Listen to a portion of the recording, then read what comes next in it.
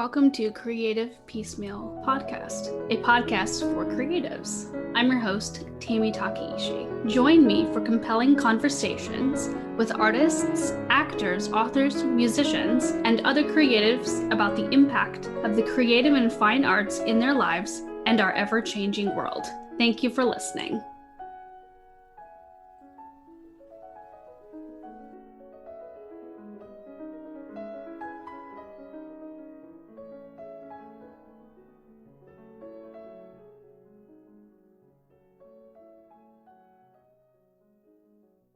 Hello and welcome to Creative Piecemeal Podcast. I'm Tammy, and today I am joined by Rodney O'Quinn.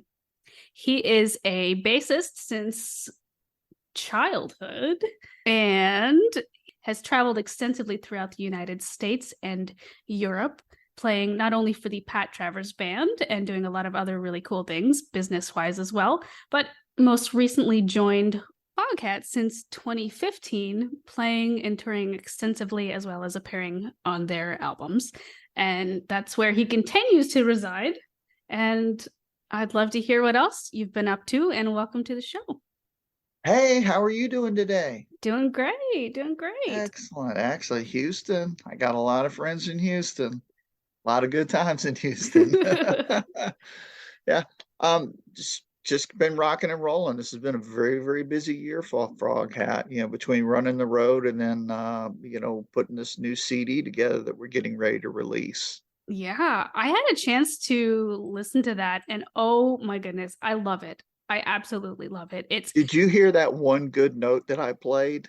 I heard all the good notes you played. Just one. Oh, come on.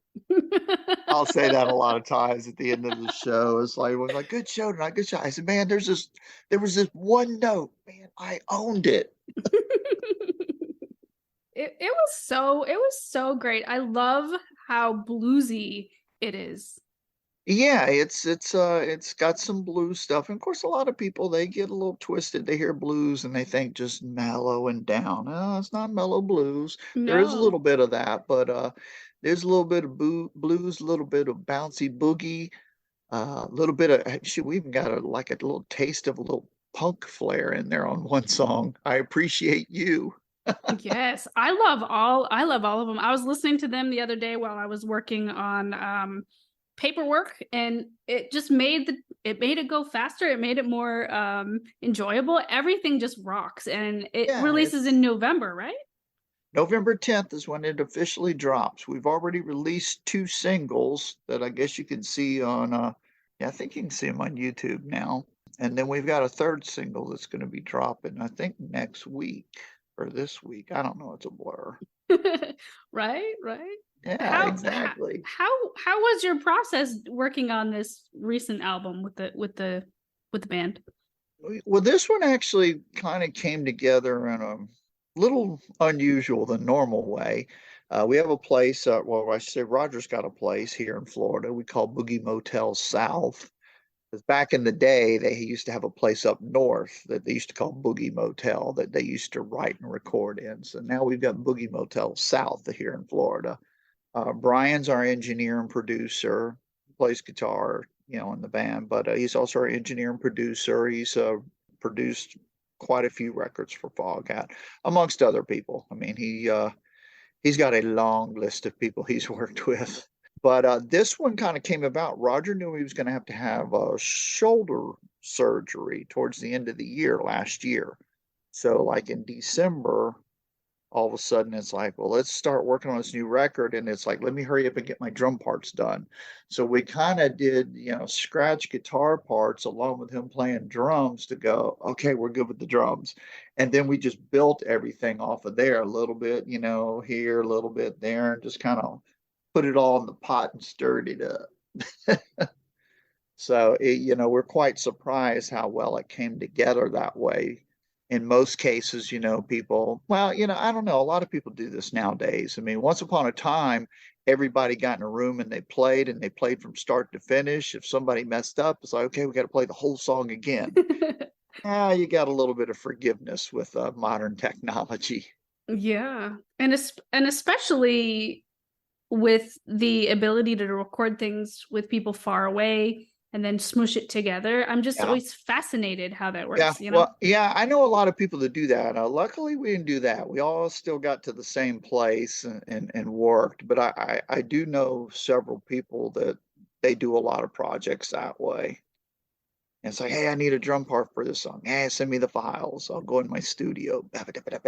Here you go. Files sent back. Tell me what you think. I think that while that's very convenient, there's a vibe that you get when you play with people together in a room that you Yeah, can't replicate, you know? yeah.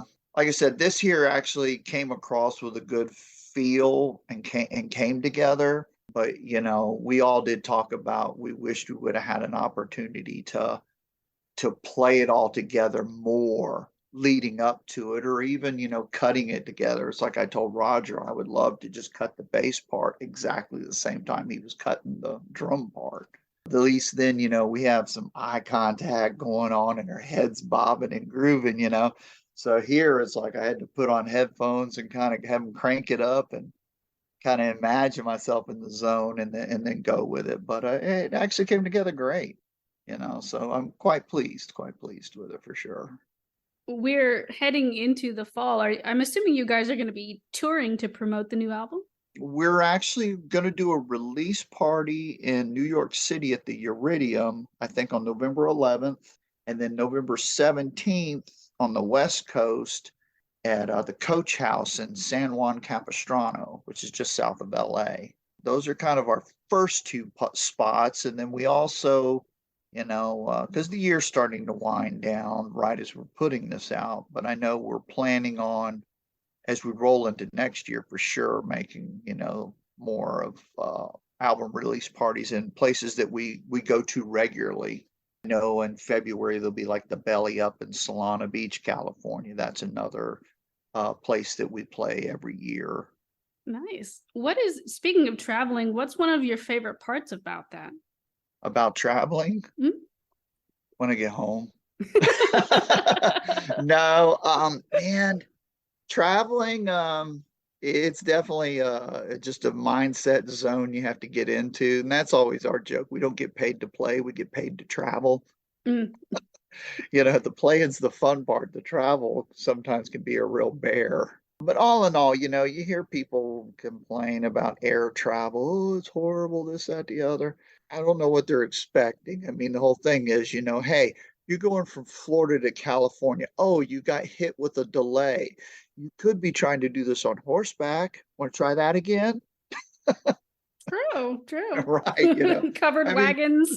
yeah, I mean, a lot of stuff we just we've so taken for granted, and we expect, it always there. Oh, what? You're going to be delayed by 15 minutes? Ah, it's the end of the world. It was like the other day, we actually had one because of a weird weather delay. It's nobody's fault. But we ended up, sitting on the tarmac in Orlando for about 3 hours. Well, they let people get off the plane, but me, Brian, and our guitar tech, Randy, we decided, hey, we're just going to stay on the plane. Nobody's here now. We've got plenty of room. If I go out in the terminal, I'm just going to be in a crowd. Yeah. We sat there and watched movies. And then lo and behold, our drum tech, he missed the cue to get back on. And next thing you know, we're texting him, Eddie, they're calling your name. And he's like, they closed the door and I can't get on now. Oh no. So yeah, it turned into a real fiasco for him. So, but all in all, though, traveling, it's got its ups and downs. It's what you make it. It really is. I mean, things are going to happen. You just got to step back for a second and think, well, I could be driving this instead of flying. Very true. Or I could be walking the heel toe express. Yeah. With your bass on your back. That's right. And speaking of basses, I'm assuming you've got some favorites that you like to play on certain songs and things like that. I pretty much, when I go out, because traveling, we do the way we do what you call fly dates. We don't get on a bus. So we do fly dates. So at that point, we've got everything kind of streamlined down. So I just carry one bass with me, and it's part of our rider that they have a backup there that I specify what I like. It's just like an industry standard. Give me a Fender Jazz bass, and it's there as a backup. I know I would like to at least carry two, but I let the guitar players do that. We've got to have two guitars. So I'll let them do that and I'll just take the one. Right now, and it's so weird because a lot of people, they're always talking high dollar guitars, high dollar guitars. And I've got plenty. I've got my favorites, like I've got literally a late 1980s a Spectre NS, which hasn't seen the road in a long time because it's a very pricey guitar and it's already been beat to death from the road. So I just keep it at the house. But then I'd say in the past 15 years, it's either been a Fender Precision, it's a hopped up Tony Franklin model. It's a fretted version of his fretless bass. I played it for a long time with Pat Travers. I got a landing guitars out of Pittsburgh. He's a custom builder. That was my last real high dollar one, and I love that bass. And I played it for a long time. But last year, as a fluke, I was in Dave's Guitar in Minneapolis, and there was a PRS bass. It was just not that expensive, just basic bass, but it just felt great and it reminded me a lot of the Spectre because Spectre's a neck through body, whereas the Fenders and landings are bolt-ons. But it just had a very unique sound to it, along with the feel. And I've been playing it ever since. And now I've got a lot of people that, because it's just a little bit different shape. And people tell me, go, man, you look good with that guitar. And it's like they say, that guitar just fits your body. And so I was like, I'm really digging it. But it's just a PRS SE Kestrel, or I think's what it is. And it's just meant to be, I think it's one of their ones that they actually get from overseas. But yeah, it's only like $700-800, but love it. There you go. It is, yeah, sometimes you can just sort of find a diamond in the rough, Yeah. Oh yeah. Oh yeah. So I know my landing's kind of looking at me hanging on the wall going, I want some love. Because I haven't brought it out for about, it was last year. It was like towards the end of last year when I got the other one. So I've gone a whole year playing the PRS. So no wonder it's talking to me. Yep. Do you ever like to experiment with other instruments just for fun? Like, do you sit at the drum kit or strum your buddy's guitar just for the heck of it? Well, now around the house, I bang on my acoustic a lot, and I've got a 6-string electric as well. So at home, I'll kind of lean a little bit towards those, and mainly because I can play those and yodel along. Yodelady-ho. So I kind of break those out for, kicking around songwriting ideals, and then just also, just to sing, work out harmony parts, or other than that, just to keep in shape. Yeah. In terms of, songwriting and the creative process, what is something that you really, really look forward to whenever you do anything creative? That's always weird because I've always been in the position with bands since the turn of time. It seemed like I was always the one that was the more business minded. I was the guy that knew how to go out and get gigs and how to talk to people and negotiate and wheel and deal and merchandising and all those things. So it seemed like a lot of times the creative process was always kind of like me last minute coming in and doing, okay, we're ready for bass parts, or, okay, we're ready to record this. So then I'll figure out what I'm going to do and then do it. Because my mind was always in other places. So that is a regret of mine in life. So I think the next thing on my to-do list is I actually do want to get me a small little home studio so then I can cater to that. Never too late. Oh, no. It's never too late. And it's great that you do the business side because you'd stepped away from music a little bit. Oh, well, I did. Now I will say I tried to stay out of the way once I got in Foghat. Me and Linda Earl, which is Roger's wife, she's also Foghat's manager, which she has a long history. She literally worked for the management company that handled Foghat back in the 70s. I think she went to work for them. I think it was 76 is when she went to work for their management company back then. So she's been way entrenched in the business also.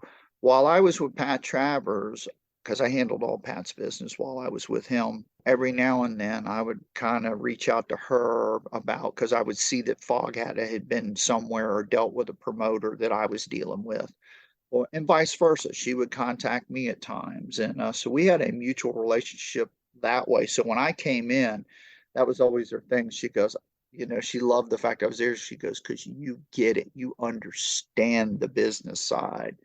You understand just because there's X amount of money, it gets divided more than just four ways. Some musicians still think that. They don't think about, well, there's hotels, there's flights, there's road crew, there's ground transportation. But yeah, I stepped away from the music business in the late '90s. That's all I had done up until then. I actually started playing in clubs when I was still in high school. Once I got out of high school, I pretty much just hit the road. That's all I did was tour and play with bands. And along the way, I was the business guy, and I would find out back in the late '80s, the guys that made all the money was the guys that owned the sound and lighting. So at that point, okay, I'm going to own sound and lighting in a truck, So, but I did a unique model that I could actually let everybody know, like, here's the cards on the table. I'm going to tell you, I'm going to pay you this, and I'm going to guarantee you this no matter what, because I could control the costs, because the overhead, because I owned everything. But I would also be upfront and let every people know, as money goes up to this point, I'm going to recoup some of my losses. But if you get us to this plateau, then you're going to make more money. So I was always a kind of share the wealth type thing. You help me get to this. I got the vehicle. You help me get to this point, and then there's more in it for you. Then we get to the next point. There's more in it for you. It's kind of, maybe that's what they need to learn with the auto union and the CEOs right now. Come on, guys, you can pony up. But I ended up getting with a band out of Tallahassee, Florida called Eli, and it was like, that was a real game changer. It was even though we were about as big as you could get without having a record deal. I mean, semi on the road, all this gear, full crew. We averaged about 240 shows a year. We were just constantly going. But it was a machine that needed to be fed. But it was like a lot of great players went through that band throughout the years. Most notably, the guy's been playing drums for Evanescence now for at least 12 years. We played together in Eli. Name's Will Hunt. He's played with Slaughter and Black Label Society, a bunch of people. But yeah, I at some point towards the late '90s, I got burned out, and then about the time the economy was starting to turn in '07, I saw the writing on the wall. I need a plan B. I think I'll start playing again. That's when I joined up with Pat Travers. And I figured back then, I got an itch I need to scratch. A little, rough weather with the housing market. Yeah, year, 2 years tops. Here it is, 2023, fixing to roll into 2024, and I'm still going. Yeah. Yeah. It's truly what I was meant to be doing. Oh, of course. Yeah. I mean, it's great that you were able to try to pursue other avenues and just sort of make sure to heal from burnout and being on the road. But it's wonderful to hear that you found your way back to music. Did you miss it a lot when you were sort of living the like a regular life? At first I didn't, because honestly, I had played so much that I think, God, at least the first 2 years I came off the road, I don't even think I got a guitar out of a case.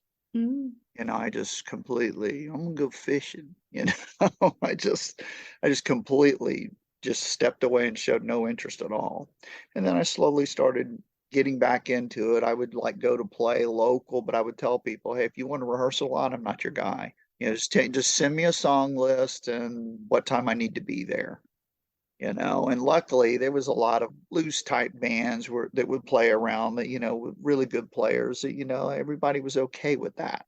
I was fine with that 1-2 times a month. That's all I want to do. But then now here I am. So we have our busy times and we have our slow times. So it gives us a nice balance. And the fact that we do fly dates, it allows you to have a family life. That's good. So Yeah, it's real good. You've been in the industry for quite a while, obviously, and been in different bands. But what would you say is the best advice you received that's really stuck so far? The main thing is always that I had received at an early age, which led to it. Luckily, I had that business mind, was that whole fact of somebody's got to take charge, somebody's got to be responsible. To keep something going, it's more than just playing the instrument. Mm, Somebody's got to do all the other stuff. yeah. So I remember being told that, and I guess without realizing, I just took it to heart. I guess maybe, because there's that whole thing of I just gonna play my guitar, that's all I want to do. Well, if you want to be successful at it, you better have, especially nowadays, you better have some social media skills, some tech skills. Need to have don't carry everything a chip on your shoulder. Just be Mr. Happy Go Lucky and positive energy as you're trying to sell yourself out there. Yeah, there's definitely a lot that goes into being a professional in the creative world, more than just doing your art. Yeah. Well, you'd be surprised how many people can't make it to an airport on time. Oh gosh. Oh, yeah. I mean, you want this gig, and it's a traveling gig and it's all cool, but then, well, why do we have to take a flight that early? I don't get up that early. I don't like to go. Well, you know what? Reason you take one that early is because if there's a delay, you've got time to recuperate from it to be able to make it to your destination to do your gig. I don't want to get up that early. It is a lot of discipline to be on the road like how we are now. I mean, there's plenty of times you'll go to bed at 1 o'clock and get right back up at 3 because you got a 3 a.m. lobby call because you got to hurry up and head to the airport to catch the first flight out.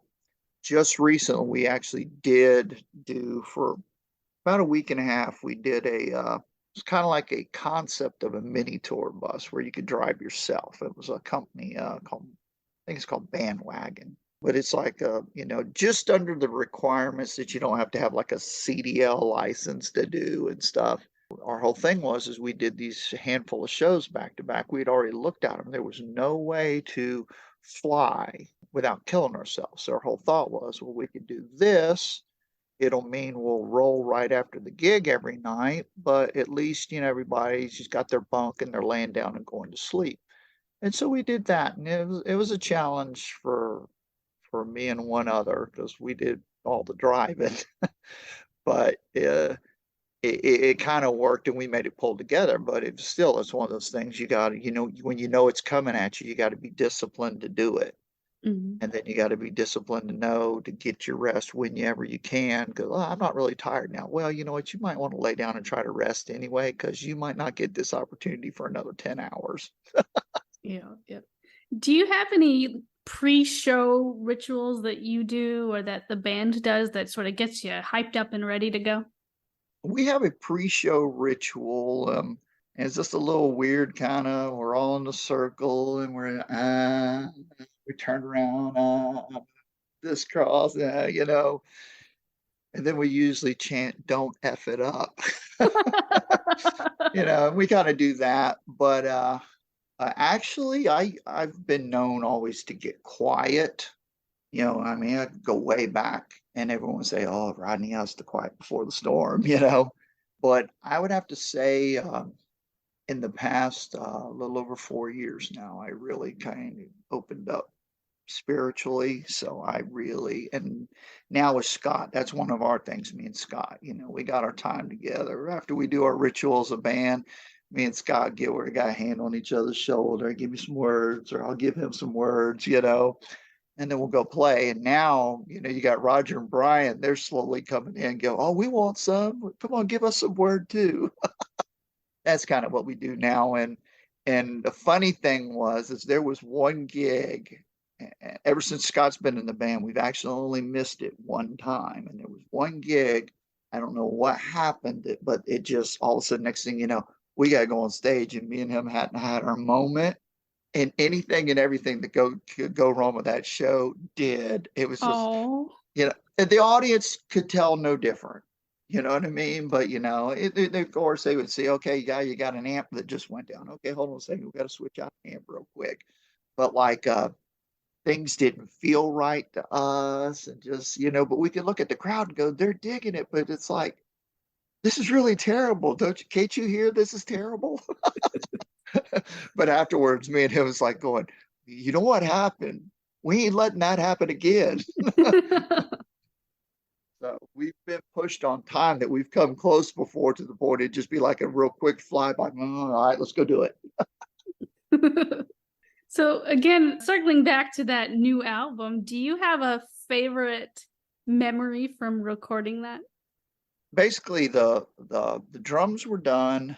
There was still like a scratch guitar track and what we call scratch vocal as reference. Then it's like, all right, come in. So some of these songs I heard right then. Some of them I was aware of what was going on, but a lot of them I was like, oh, so this is what you've been working on. So I'm listening to some of them and I'm just like going, I have no idea what I'm going to play here. One of the ones that really I thought was going to I would play it a little bit and I would sit there and listen some more. And I just felt like I was coming up with absolutely nothing.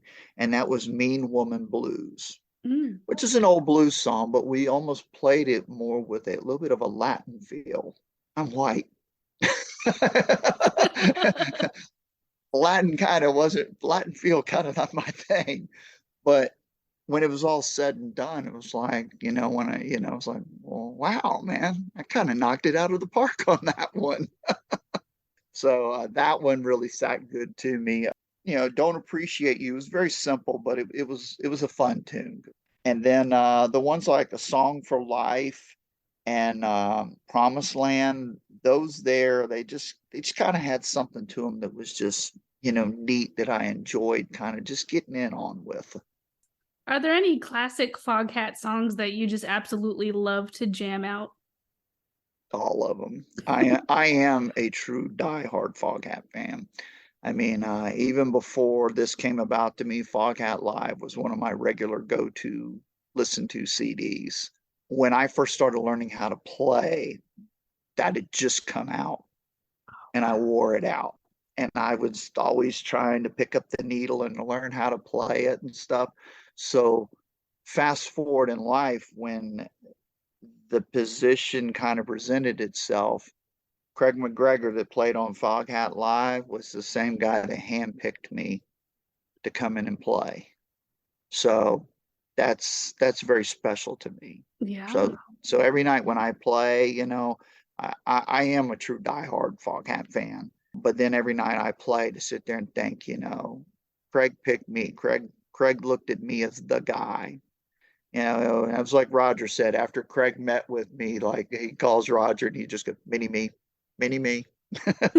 So as far as Craig was concerned at that point, I was the guy that would come in and play. So it's quite an honor. Yeah. And so special and amazingly full circle, since you being a fan and then you become a part of that. Yeah. And now you've got, young audience members probably looking up to you going, I want to be just like Rodney, Guitar Hero really brought in a lot of younger people. I remember that. That was like one of the first songs, I think. Yep. I think it was version 3 had Slow Ride on it. Yeah, my daughter's in high school, and then all of a sudden she's telling everybody, she's like, well, my dad plays with Foghat. And they're like, next thing you know, she was a varsity cheerleader, and you got all the varsity football players wanting to meet me because it's like, I love that song from Guitar Hero. I just want to meet you. I'd say, well, I'm sorry, that song was recorded back when I was your age. I say, but I'm part of the legacy. I mean, you have a lot of people that frown upon things like that, but bands continue on because fans want to hear the music. Mm-hmm. And I look at it this way, any guy out there that's part of a band's got every right to still continue to go out and play, and like Roger's case, he can't help it that, that Dave and Rod and Craig are no longer here. So what, he should quit playing? No, he just continues to keep doing it. But a lot of people don't realize, that sometimes in these bands, people's been there a long time. Like Brian, that plays guitar with Foghat. He's been in the band 27 years. Come on, you know. It's a long So time. he's got every right. But there's just haters. But I've also learned that a lot of times on social media, if you see someone that finally goes, "Oh, that's a tribute band," if you go and look and dig, you can tell they're just a disgruntled musician because they never got an opportunity. You know. But for the most part, people are embrace it. They understand. Their main thing is they want to relive a part of their life. And and just like a lot of bands from the 70s, that was kind of like the soundtrack to a lot of people's lives. Come on. I spent my time cranking to Fool for the City and Slow Ride while I'm hot rodding my car. Come on. Well, we have time for one more question. This one's going to be a quirky one. What is a favorite movie that you love, and what does it reveal about you? I'm all over the place about movies. Favorite movie? I can't say I've really got a favorite movie. I got movies that no matter what, when they come on, I can't scroll past, even though I've seen a million times. Like My Cousin Vinny. Come on. Ooh, You've that's a got to good watch one. that every time it's on. Between Joe Pesci and Marissa Tomei, come on. Of course, I'm a sucker for anything Star Wars and Star Trek. But my latest thing that I can't get enough of is I'm like late to the game, everybody. Everyone's always had this big kick about the Yellowstone series. Hadn't watched it at all till just recently. And here on Flights, they've got the first 4 seasons. And I like binged watched, the first 2 already. There's times people are getting off the plane and I'm still sitting there watching. I got time. I'm going to finish this one. Probably the biggest regret I do have at times is sometimes I'll spend years scanning past a movie because I don't like the name, to finally go, well, there's nothing else to watch. I'll watch this and I'll go, oh man, I could have watched this 5 years ago. This is great. I have done that before. Yeah. Yeah. Or you like get that movie mixed up with another movie that you heard was really, really bad. So you skip Yeah. it. And then you realize, oh no, that's actually a good movie. Yeah. Yep. Yep. Of course. I guess we're all guilty of that. Indeed. Indeed. Well, Rodney, thank you so much for coming on to the show. And listeners, please check the show notes and be on the lookout. November 10th, Foghat's latest album drops. SONIC MOJO. SONIC MOJO. That is a very cool title. Did you come up with that title or no? No, I didn't. I think that's between Scott and Roger there. One, Scott, I think Scott was the mojo, and then I think Scott was the mojo, and I think Roger was the Sonic. Or I don't know. Somebody said it. Excellent. Well, either way, SONIC MOJO, amazing title, amazing album. Pick it up everywhere November 10th, or if they do pre-orders, definitely pre-order as well. Yes, we're doing pre-orders right now, and then you got pre-order packages. Go to foghat.com. You can get your, autographed CDs, vinyl. You can get posters, hats, packages of everything. I know Linda's been working hard, getting ready to sell these boys and their products. Excellent. Well, you heard it first, listeners. Check it out and pre-order. As always, thanks for listening. Thanks for listening to the podcast. Like the show? Have a question? Stop by the Facebook and Instagram pages. Links are in the show notes, or search for Creative Piecemeal Podcast on social media and click follow for all the latest.